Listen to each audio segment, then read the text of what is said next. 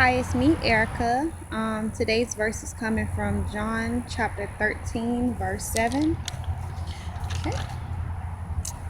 You don't realize now what I'm doing, but later you will understand.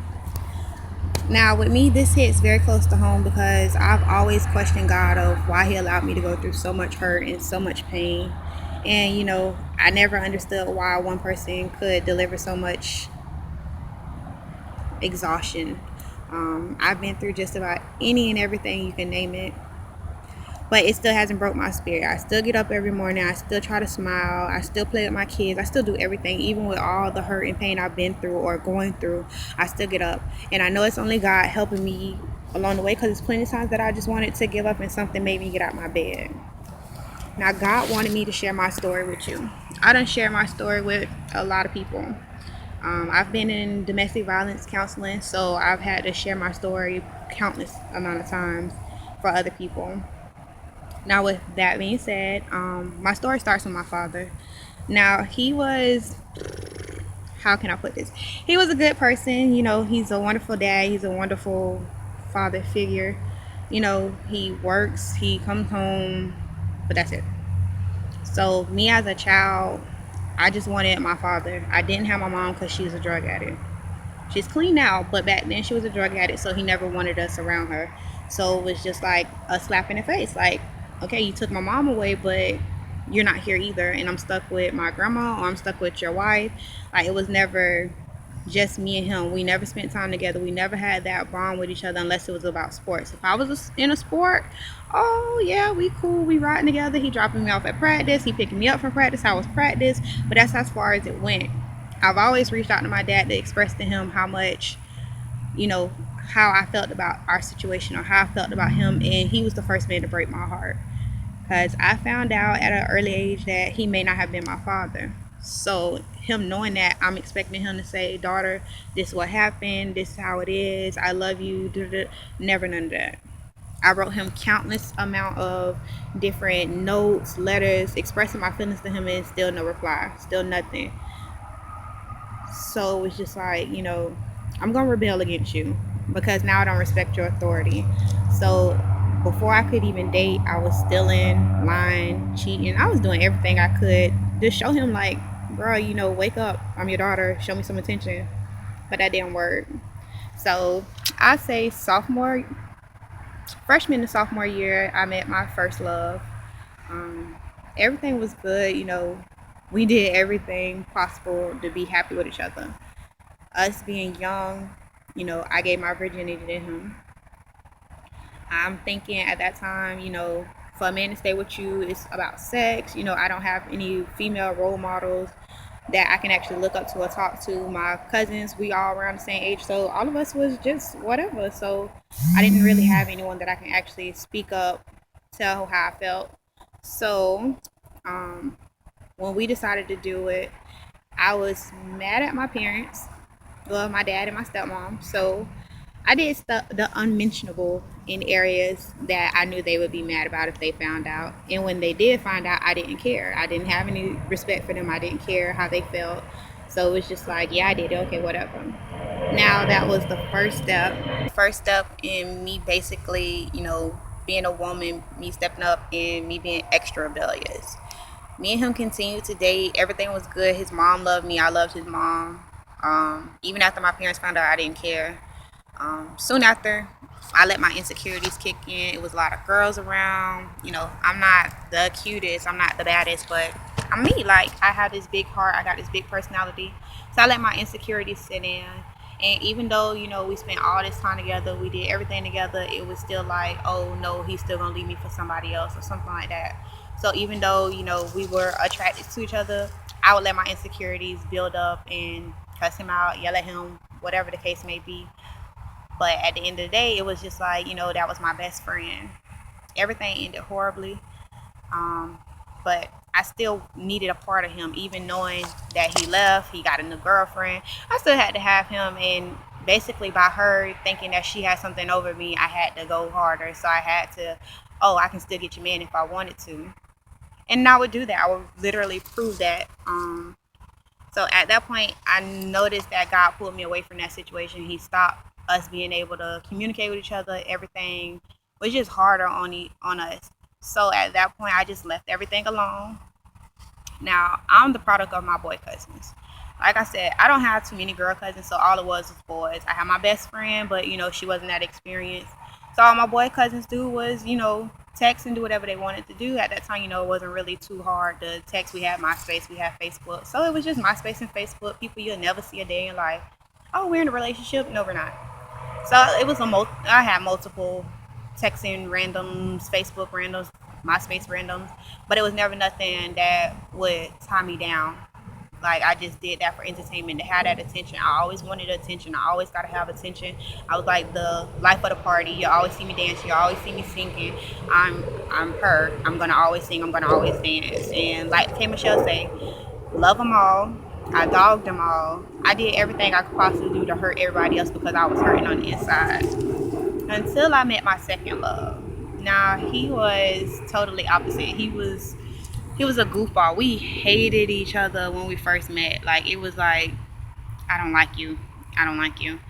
But then one summer we were at this thing for work because we worked for Hillsborough County Parks and Recreation. So we're at this training for work, and for some reason we just became attracted to each other. We was working at parks like right up the street from each other. He would take me to work, pick me up from work. So all that added on. Me being me, who really didn't want a relationship but wanted a relationship, wanted that title, I went ahead and was with him. He was like, oh, I don't want nothing serious. I was like, me either. It's okay, cool. But soon after all these feelings started getting involved, I was in love. So it's like, oh, it's the inevitable. We're going to be in love. I'd say about 3-4 months in, when we getting ready to go to homecoming, he was like, I can't do this. I don't want to be in a long-term relationship. So I was like, okay, that's cool. Literally, it killed everything in me. For the first time in history, people at my school saw me cry.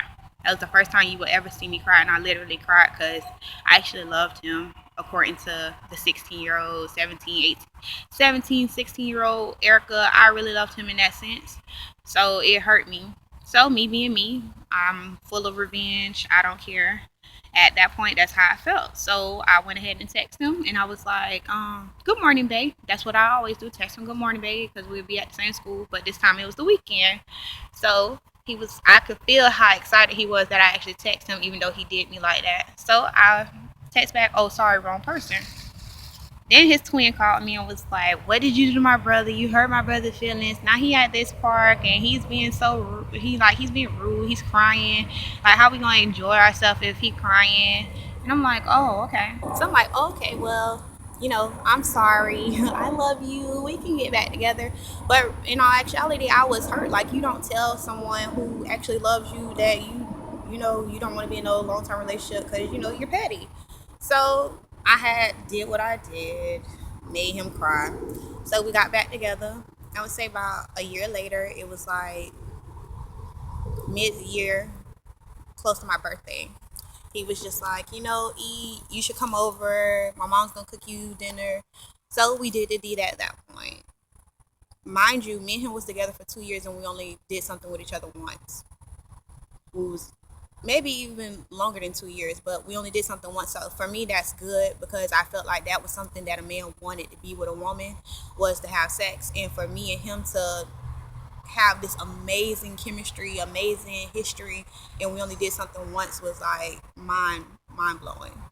So with him, we broke up again. He was telling me that he never wanted sex with me, this, and how I pushed it on him. And I'm like, okay, that hurt my feelings because, like I said, I thought that's what every relationship was supposed to do. And we only did it one time, so it was like, bro, you doing the most. So after graduation, come to find out he was just hurt because I was in a higher grade than him and I was going to be leaving because of graduation. So we got back together. A little after that, he was so focused on working in school, which I know a lot of y'all gonna be like, girl, you should have stayed with him because he was working and he was in school. He spoiled you. Okay, yeah, he did all that. But for me, it was still that attention. I had to have that attention. Now I'm 18 and I still want that attention. I want that male attention. Me and my daddy is not cool. I done moved out the house. I don't want that from no one but the person I'm with. I can't have it. So me and my godmom went to Walmart one day and I met my third love. He was sitting there, got me a keychain, Tweety Bird. I was like, oh, thank you. You know, and from that day, it was first we started off as cool. Didn't know he was like, we talked. Like, I could literally open up my heart to him because he was different. He was grown. He had a child already. You know, he was established. Well, for me, I thought he was established. So, you know, I opened myself up to that. I opened myself up to that world of letting him want me and him being together. So, push kind of shove, not even a couple of months went by, and I was basically moved in with him and his mom and the rest of his brothers and sisters, which was fine. Me and his sisters and sister-in-laws got along. Me and the brother-in-laws got along. All of us was cool. We all stayed there. The main issue we had was with his ex-girlfriend. She had a real issue with the fact that he moved on with me. I still didn't understand that she wanted to fight. She wanted to do all this, and I'm like, you know, I didn't break your heart. I didn't take him away from you. So why is you mad at me? So, with that being said, you know, I ended up pregnant. Boom, pregnancy, yay, Erica. No, only people knew was my family, well, the close family, his family, my best friend. And at this time, me and my best friend was going through a tough time because of some Ashley girl who felt like she just had to be my best friend's best friend and I couldn't be her best friend. She was so petty. So I really didn't have nobody to talk to. So he left me to go back to his girlfriend, which devastated me because I just basically, now I'm 18, I'm pregnant. Boom. I don't have nowhere to go but with my godmama. I don't have no funds. I don't have nothing, and now you're not talking to me. Come to find out, he ended up getting his ex-girlfriend, was now girlfriend, pregnant. So he already wasn't talking to me. I was stressed out. So I ended up having a miscarriage. Didn't have nowhere to go, no one to talk to. So I just balled it up, found me a couple of texts and randoms, nothing major, and tried to move on with my life. One thing led to another. Me and my godmom got into a big fight, so I had to move out and stay with my brother. Bad decision, only because I met my little crazy prison break little mixer. You know, he was total opposite. Like, he had no ambition, he had nothing going for himself. He just got out of prison, so I was like, perfect, drawing board. I can start over. Ain't no reason for him to leave me. I'm the best looking thing he ever gonna see. You know, I need a title. This supposed to be a one night stand, but now I want a title because I can't be a hoe. Because if I don't have a title, then that makes me a hoe just out here hunching. I done had a lot of mixers who paid my bills right before I met the little prison break mixer. But it was something different about him. So I'm thinking, okay, drawing board, he ain't gonna disrespect me, he ain't gonna hurt me because of the fact that he has nothing. So, kind of find out that's not true. They will still use you, they will still abuse you, they'll do everything. Went to visit my mom for a couple of months, got stuck up there, came back. I'd say a month or two after I came back from visiting her, I ended up pregnant. Boom, okay, well, this is the child that I always wanted. I told Mixer how much, I always wanted the mother and the father together in the household because I never had that. He was okay with that. So, we started as family. A couple of months after I was good and pregnant, he started abusing me. Okay, a little hit there, a little hit there. Okay, that's fine because, boom, I know how to fight. So, me and him going back and forth. But as time got closer and closer to my due date, it's like, bro, I'm not going to keep fighting you. Now I'm out of breath, I'm tired, I'm fat. Okay, so now I'm out of breath, I'm fat, I can't be fighting you. So I tried to kill me and my son. I walked into the middle of the road, ready to get hit by a car so I can let all the pain go. My son didn't have to be brought up in no cold world where his daddy abused his mom, but I couldn't let that happen. We stayed together, but I ended up leaving. I left, came right back because he was crying. Oh, I'm so sorry. The importance of family is this. I don't want my son around nobody else. Blah blah. I love you. So I'll say I'm about a good 8 months pregnant. He go out and do something stupid, end up in a car accident, break his jaw. So he come home. We tell him to go to the hospital. He don't want to go to the hospital. So he ended up taking a whole bunch of pain medicine, a whole bunch of mixtures. Ended up dying. So me being pregnant, his family yelling at me because I'm supposed to be the healthcare professional. So I'm sitting here trying to resuscitate him, bring him back to the ambulance, got there. End up at the hospital, he died again. So at this point, that's a lot of stress on me. I'm 8 months pregnant, you're dying, and you're abusing me. So I have a lot going on. Only a couple of people actually know what I was going through. So I was real hard headed. My son was born. He was beautiful. but he had a blood problem, so he had to stay in the NICU for two weeks, and then he had a hole in his arm from the IV they gave him, which I was supposed to sue him, but I didn't. So he ended up being admitted into the hospital again.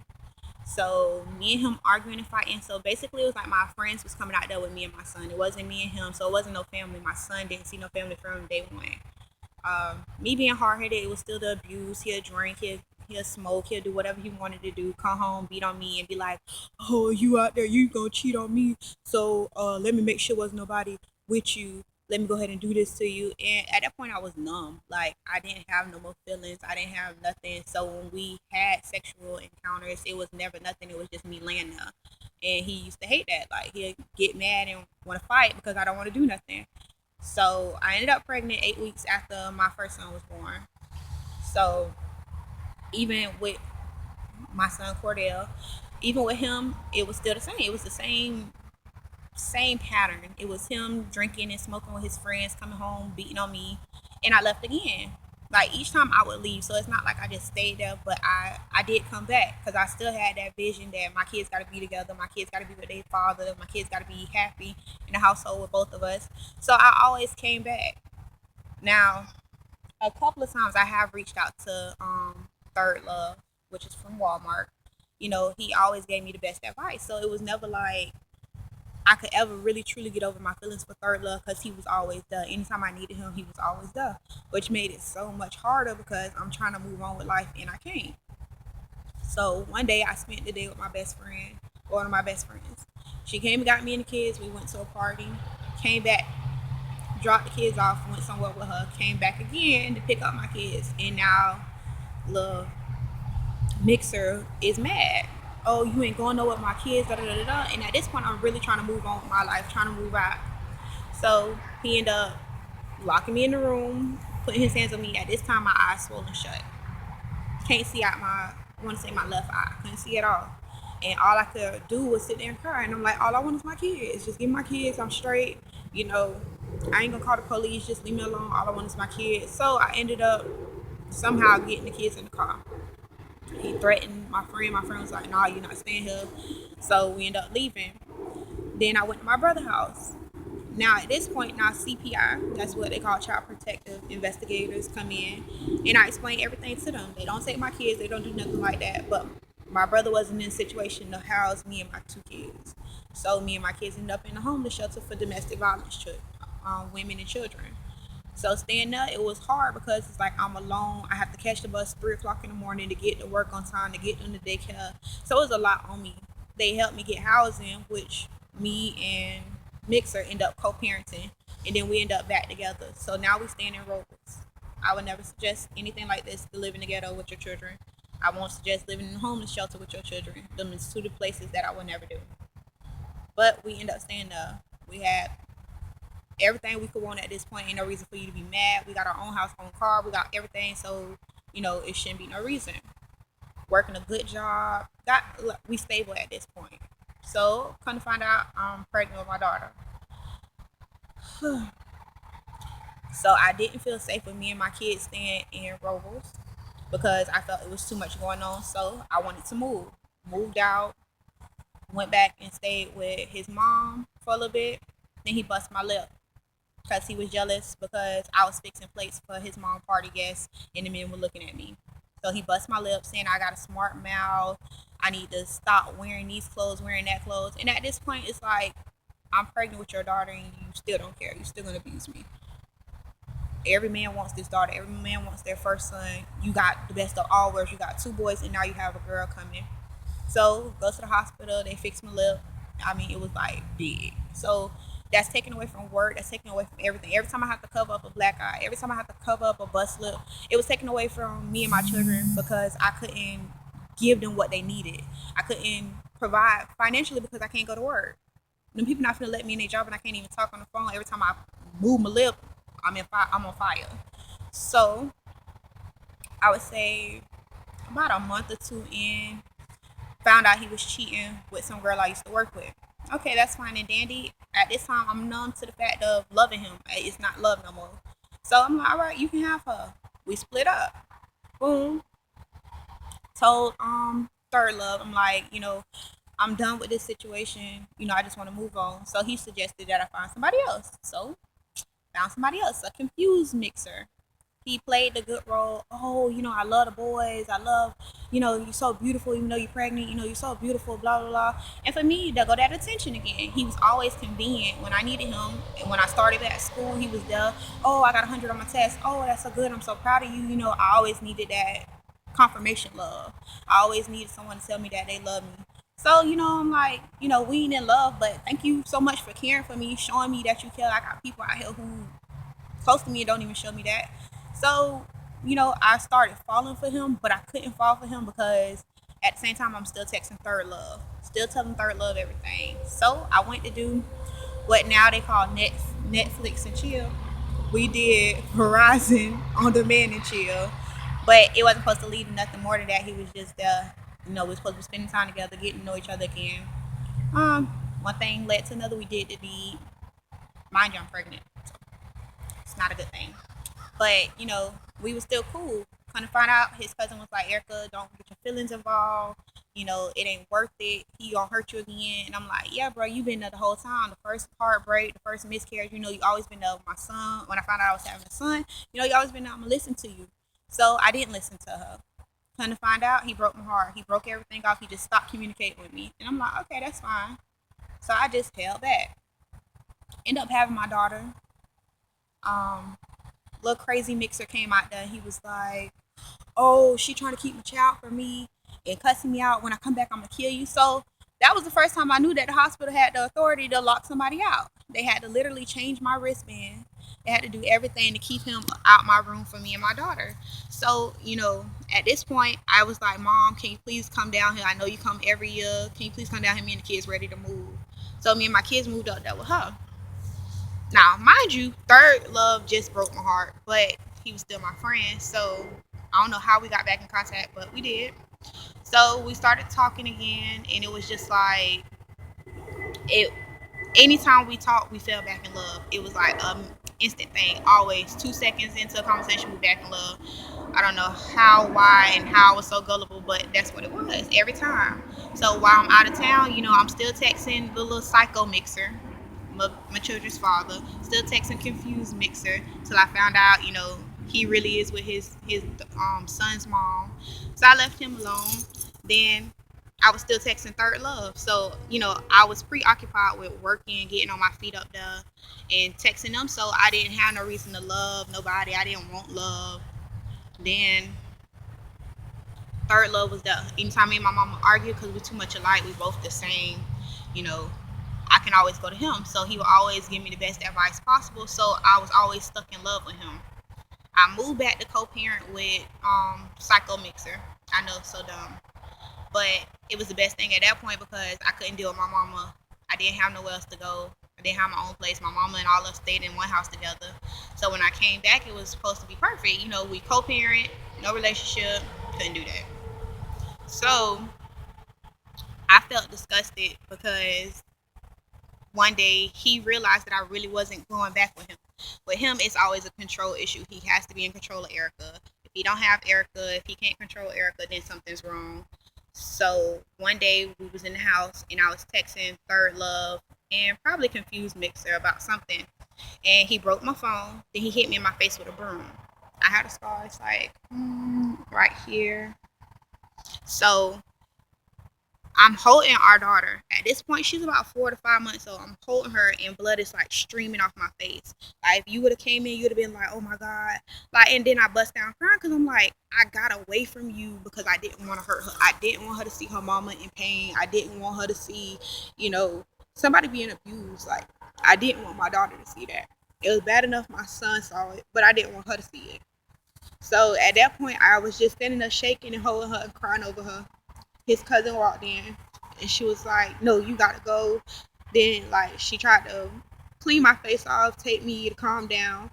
And at this time, the only person I had was Third Love. So after we got my face cleaned up, me and the kids went to Third Love house. It was supposed to be a spend the night thing, so to make sure I'm safe. But that's not how it goes. The kids watch movies. He went to sleep. Then I woke him up. Then he was like, so we did the deed. Then all of a sudden, now instead of us spending the night, oh, ain't no food in here. Oh, let me get you home because I gotta work early in the morning.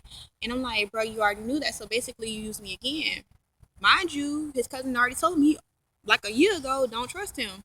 So I'm like, okay, well, I'm done with this game with you. So boom, he dropped me back off home. Then all communication stopped. And find out like a month later, he was getting married. So I'm like, okay, that's what it was. He should have just told me, like, don't lie to me, like you my friend. So then after I found that out, me and abuser was co-parenting. At this time, he had stopped doing drugs, which was the main reason why he was always abusive. He was always doing drugs. So we started co-parenting. I'll say everything was going fine. He knew that I wasn't gonna be with him. He ended up going to jail. Now, mind you, I passed by this house every day on my way to work, and I kept saying, "Dang, this looks like Third Love family." Me and his mom had a tight bond, so I'm like, I'm gonna go back. I'm gonna speak to her. Hopefully, that is her. So, come to find out, that was her house. So I went and spoke to her. Lo and behold, a day later, here he go in my inbox. Here he go in my inbox talking about, so people stop at people mom house and don't say nothing.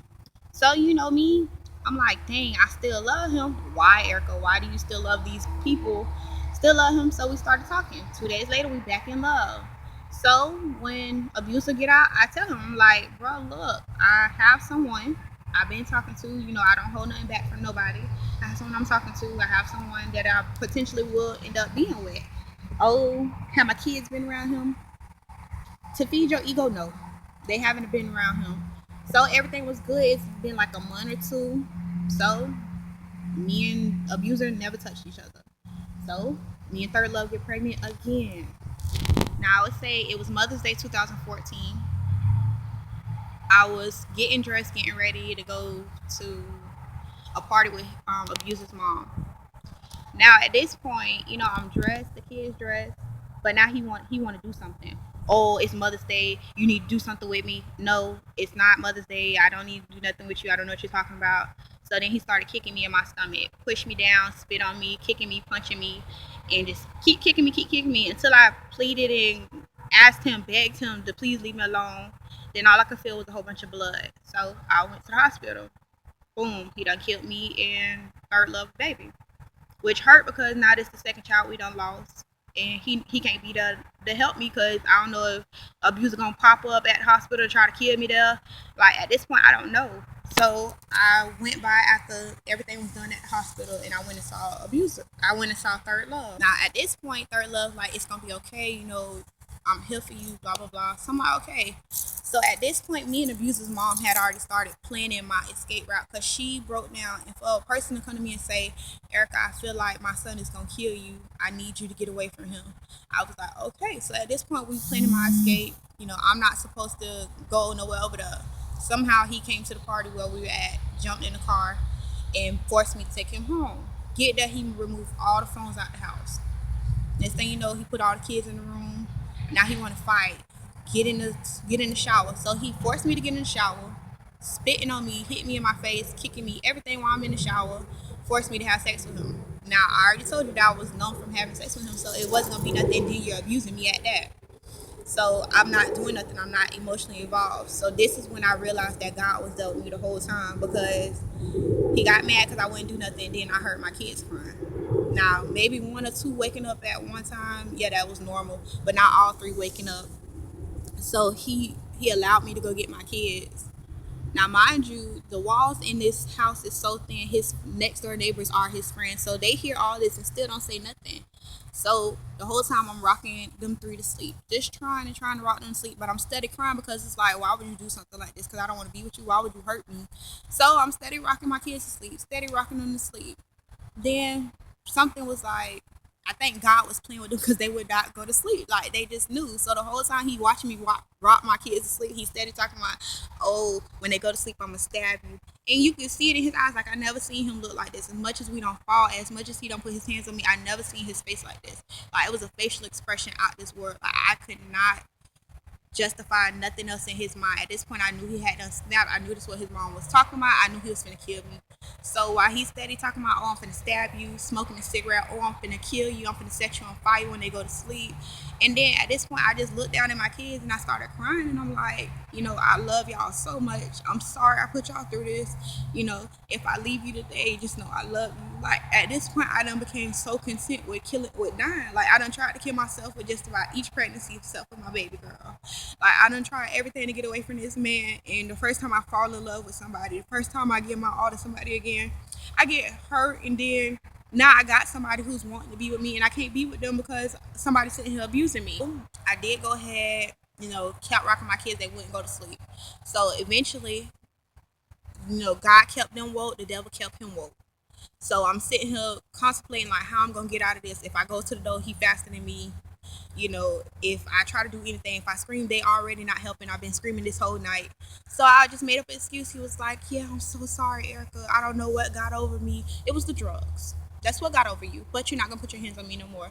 So instead of being a smart mouth, I just like, oh, it's okay. I'm going to always love you. Yeah. Feed your ego. Then I was like, well, can I go to work? I'm going to need to make the money to bring in the household. Oh, yeah, you can go to work. Okay, so as soon as I left my household, I went down to the courthouse, got an injunction.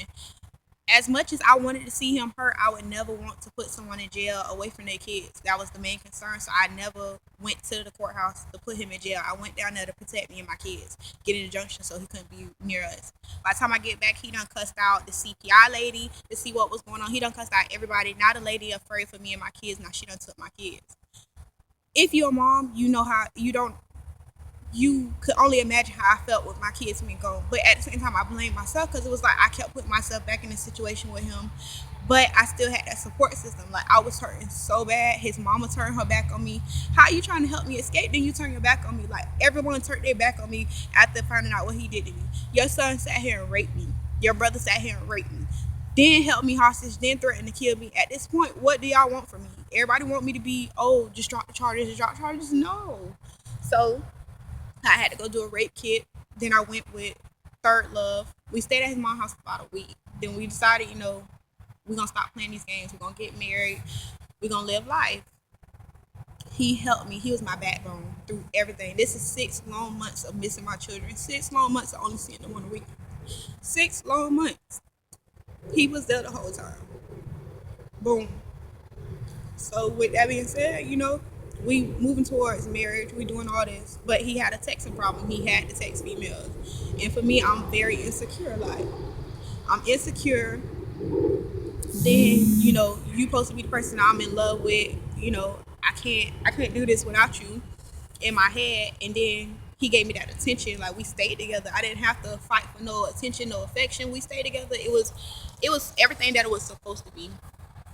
So even with his texting, I started texting someone. I text one person out of millions of people that he texts, but it wouldn't get no further because when I wasn't physically attracted to this person, and it just wasn't nothing about him attractive. It was just someone to text to show him how it feels to do this to somebody. When he found out, we both cried, and he was like, "I'm done texting. You done texting?" And I'm like, "Yeah, I'm not doing this no more. It's not me. I don't want to text no more." So we started planning our wedding. It was the most wonderful thing in the world when we actually got married. We got our kids back. We had a household. I gained 2 more hearts with his children. We was happy. We was content. And then at my wedding, my daddy was like, "Oh, he's not gonna be able to come. He gotta work." So this whole time I planned around my daddy not being there. I wasn't surprised and I wasn't shocked. I didn't ask him to come. My grandma asked him, but it felt good when he did show up. He cooked food for my wedding. He walked me down the aisle, and at that time he showed me that he was proud of me. He finally said he loved me. He finally, so I felt complete. I got the man of my dreams. I got my father on my side. I got my kids. What else can I ask for? So I'd say about a week or two after the honeymoon, after everything good and gold, you know, now Third Love texting again. Now everything I done been through in my past, I done been with cheaters, I done been with liars, I done been with abusers, and he was one of the main ones who was doing the most dirt to me, so it hurt. And I started texting someone again. This time it still wasn't nothing serious, but he gave me the attention that my husband stopped giving me. Literally after we got married, everything stopped. No attention, no nothing. So it was just like, okay. So I'm texting someone, they giving me the attention via text message. That's fine and dandy. So then I say about a month and a half later, Third Love started texting the girl. It was so inappropriate, and I felt like everything I've been through, I feel like he would have did something according to his text. I felt like he did it. So I'm boohoo crying, walking around my neighborhood, and guess who's outside? My texting random. So we get there, and I guess a crime person is not very sexually attractive after we started. We did the deed. It lasted about a good 2 minutes, and I guess he got tired of me crying, so we stopped. So I went home and I took like the hottest bath in the world. I mean, boiled my skin off, everything. But I was still hurt. It was like, how can you treat me like that? So I held in what I did, but he was steady texting. I'm like, he don't even know what I did, but he's steady texting. He's steady giving his heart away. And for me, I'm really insecure, so I'm like, he finna get his heart away. Then, what's gonna be left for me? Nothing. There's nothing left for me because he done gave it to everybody. So, find out a little later that he continued to text. And when he found out about me, we broke down the crowd. We said we was gonna work everything out. When it got matching, well, not matching tattoos, but tattoos. We did everything possible to try to fix our marriage, but the whole time he was not trying to fix our marriage. He had a whole nother texting random he had that he was actually starting to fall in love with. So for me, it was like, damn, I'm losing everything I just worked so hard for. So I was in a fit of everything, like rage, everything. I left my texting random alone when he found out. Then I just picked up some more texting randoms when I found out he was falling in love with this girl. So as I'm sitting here talking to this man, telling him everything, we break down, we go to his dad, we go to everywhere, we talk about our problems, how he texts, everything, he gonna stop. He never stopped. So then I finally let go. Like every time I got closer to reaching out to God, every time I tried to waking myself up with God, it was like the devil brought me closer. He'll show me more text messaging. Now for me, I would never wake up 4 o'clock in the morning. I had to be to work 6:50 in the morning. So every time I woke up at 4 o'clock, it was the devil trying to tell me that something going on in his phone and I need to do something. I need to act out. So I did. I would act out. I kept texting. I kept doing everything in a non-godly fashion, which I'm wrong. I'm woman enough to say I was wrong for everything I did. I was wrong for being an adulterer. I was wrong for being everything that I didn't want to be. All I wanted was my husband. All I wanted was to be loved by him, show affection, but I didn't have that coming in from him. He was falling in love with these girls, and I felt like I couldn't. I was never that woman for him. Like I didn't feel good enough. Here go my insecurity speaking again. I'm not good enough for you. You don't love me. What am I supposed to do at this point? Now we got 5 parts in state. Like what am I supposed to do? So at this point, it was just like, okay, we're in this predicament. I'm just gonna get over it. I'm gonna do whatever I need to. So, kind of find out, end up pregnant again. When I find out that texting random pregnant, we both can't be pregnant. We both can't be hurt. So I took on for the team. I got an abortion. I lied about it. I said my daddy went with me. I did everything dumb. Like instead of just being real and say I went and got an abortion. Forget you. Leave me alone. I'm done with life. I didn't do that. I got an abortion. Then lied and said my dad. He questioned my dad, and it was just like I don't care. Like at that point, I was numb. Like you got another girl pregnant. We're married. You don't care about me. You in love with her. Go about your business. So literally, I let go my whole marriage. I let go everything in me. When I got my abortion, that was the end of everything. Like all my emotions. And for me, I really wanted another baby. Like I wanted to end my life. I wanted my 4 kids, and that's it. I'm done. But because my heart was still with him. This is 6 long years of loving one person, loving him through everything, cheating, leaving me, miscarriages, everything. I don't love this man through everything, so I'm not just gonna let go because of that. So his father got me he let me hold a CD from Tony Evans, the covenant marriage, how to be the wife, how to be the family, everything. And I listened to it, but I didn't listen to it. Like I had the CD for 2 weeks and didn't literally listen to it. So one day my best friend was like, Erica, you gotta listen to this lady, Heather Lindsay. And I'm like, what? So I'm literally at work. I swear, if I get fired, that's y'all know why I got fired. Because I'm literally at work listening to Heather Lindsay, listening to Tony Evans. So I'm building my faith back up with God. Ain't no more hurting me. So I did have one texting random. Like he showed me everything that I knew I was, but I wasn't. He was just like, you deserve to be treated like a queen. You deserve this. You deserve that. And I'm like, yeah, you're a real friend. Like I don't want you as nothing else but a friend. Like you helping me evaluate myself. I shouldn't need nothing from no man that I can get from myself. Me and my kids get it.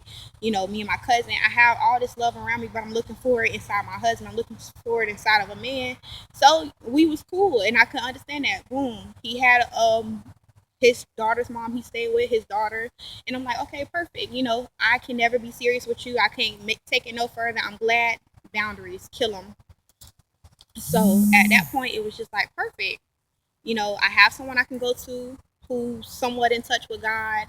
I have my best friend. I have Tony Evans. I have everything. So don't just sit here and think, me and my husband not perfect. Like some days he want to work on it, some days he don't. But some days we perfect. Like that's the love of my life, and I'm gonna always be there for him. Right, wrong, sideways, upside down, side. Like anybody can say I'm stupid for still being my husband, but that's my husband. I gave my life to him.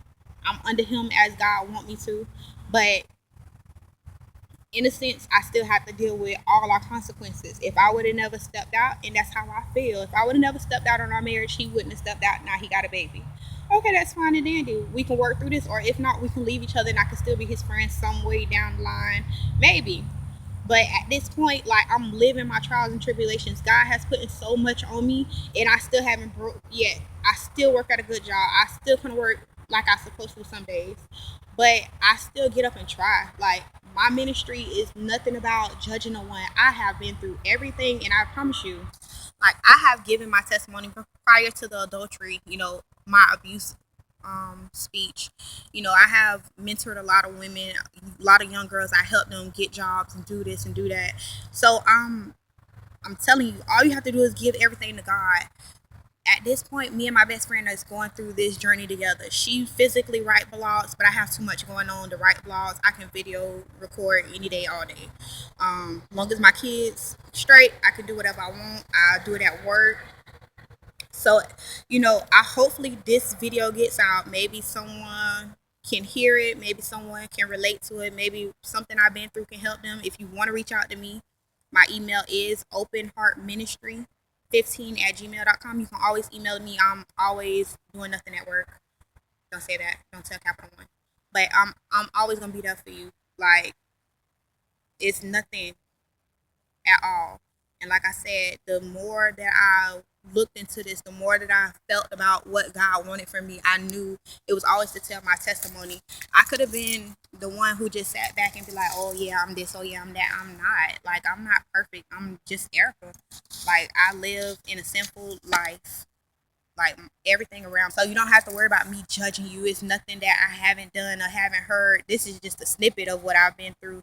You can only imagine what 4 years of being with an abuser has put me through, that I've done, didn't want to do, did do. So just don't come with no judgment. At this point, um, hopefully I can find serenity in my marriage. Hopefully not, but we'll all be in this path together. Y'all all will know what's going on, as well as any questions that you have. Anything God brings me as far as a verse or a scripture go, that's basically what I'm going to be talking about.